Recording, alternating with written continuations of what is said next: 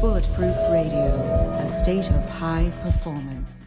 If you want to be honest for a minute, I can't make any claims, but we have had a lot of conversation about if this happens, do we talk about it? Do we market it? I mean, when we were talking with one of our chief scientists, Dr. Kenneth Ferguson, who led the team for Cialis, they said that Viagra and Cialis made a massive mistake. They no longer really sell to women, and it was built for women.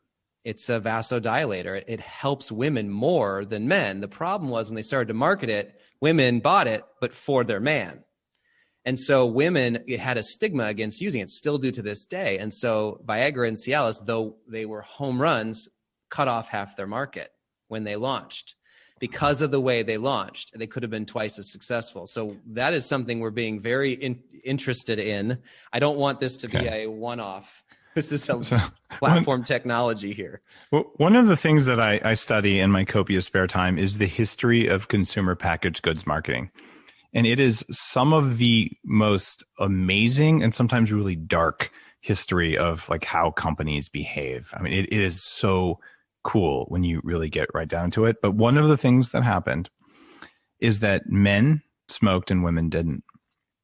So the smoking industry hired, this is so bad. They hired basically propagandists who did like national propaganda. I believe it. And it was actually a relative of Sigmund Freud who did this stuff.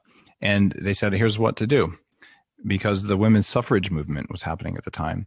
They got about a dozen ladies to march smoking. And they branded cigarettes as liberty torches.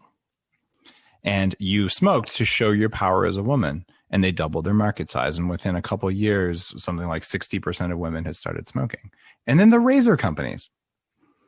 We're selling razors to men. Our market's half as big as it should be. So what are we going to do? We're going to tell women that, oh, it's dirty to have hairy legs. And within 2 years, every woman shaved their legs. And they're like, haha, look at all the razors we're selling. And they manipulated the crap out of us to do it.